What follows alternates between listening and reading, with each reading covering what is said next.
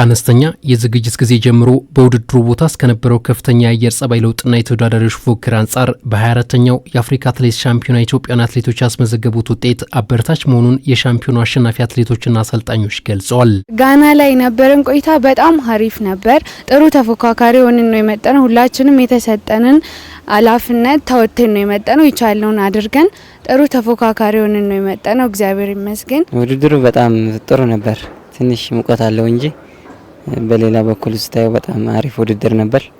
ሁሉ አትሌት የየአቅሙ የተፈካከረበት በቃ የተሻለ ውጤት ለማምጣት በደንብ አድርጎ በቃ ተፈካካሪ የነበረበት ውድድር ነበር። እውነት ለመናገር እኔ ብዙ አፍሪካ ሀገር መሪቻለሁ። ይሄ እንዳልከው በጣም ጥሩ የሚባል ፉክክር፣ በጣም ኃይለኛ ፉክክር፣ ፀሐዩን ሙቀቱን ተቋቁሞ ድሮ ኢትዮጵያ አትሌቶች ሙቀት አይችሉም ይባላል። እዛ ውስጥ ነው በሙቀትም አልተበገሩም። በጣም ጥሩ ውጤት ነው ያመጡት። የተቀናጀ ስራ ነበር በእውነት። በሻምፒዮናው ኢትዮጵያ እምብዛም በማትታወቅበት የአጭርና መካከለኛ ርቀት ጥሩ ውጤት መመዝገቡ በጽናትና ቁርጠኝነት የመስራት ውጤት መሆኑን የጠቆሙት የሻምፒዮናው ተሳታፊዎች በቀጣይ የተሻለ ውጤት ሊመጣ የሚችልበት እድል መኖሩንም ጠቁመዋል። ኢትዮጵያ አትሌቲክስ ፌዴሬሽን ሁሉም ኢቨንት ላይ ትኩረት አድርጎ በመስራቱና ለሁሉም እድል በመስጠቱ ተጨማሪ ሜዳሊያዎችን የማግኘት እድል አግኝተናል። ከዚህ በፊት ረጅም ርቀትና መካከለኛ ነበር ሜዳሊያዎች የሚመጡት።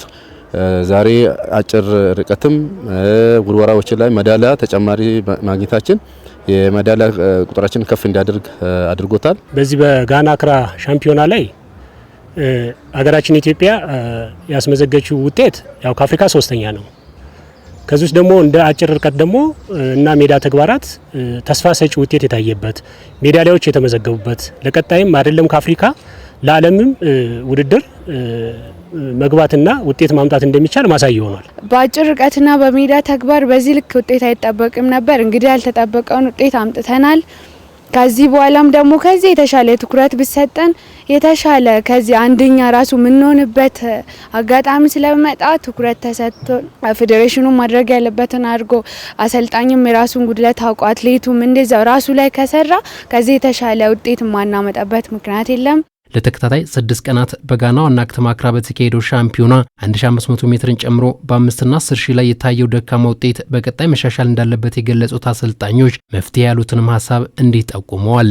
በዚህ ውድድር ላይ የተወሰኑ ክፍተቶችም እንዳሉ ያየንበት ውድድር ነው። እንደ 1500 ወንድ ሴት ላይ ሜዳሊያ ማምጣት አልተቻለም። እንዲሁም 800 ወንድ ላይ የተወሰኑ ክፍተቶች አሉና እነዚህን ክፍተቶች ያው ለቀጣይ የተሻለ ስራ ሰርቶ መቅረብ እንዳለብን እኛም ያየንበት ውድድር ነው ማለት ይቻላል። ናሽናል ቲም ቶሎ ተመልሶ አትሌቶቻችን ተተኪ አትሌቶቻችን አለርማያቸው አስፓልት ላይ ወጥቶ በተበጣጠሰ ትሬኒንግ 10 አመት 4 ኦሎምፒክ አይተናል። ይሄ ደግሞ ከዚህ በላይ እንግዲህ መልእክት የለም። የምንጠብቀው ነገር አይገባኝም። ስለዚህ አሁንም ቤጂንግ አሁን ቅርብ ጊዜ ነው 10 ምናምን ወር ነው የቀረ። ቢያንስ አንድ አመት ማለት ትችላል። የዝግጅት ጊዜ ከሆነ 9 ወር ነው የቀረችው። ስለዚህ ይሄቺ 9 ወር ውስጥ የተወሰነ ነገር ጠጋግነን እንደ ድሮ ለተሰንበታለች ጉዳፋለች ገሌ አለ የሚባል ሀጎስ አለ እንትና አለ ሰለሞን አለ የሚል ዮሚፍ አለ የሚል ወደ ተለያየ እንትን ቀይሯል።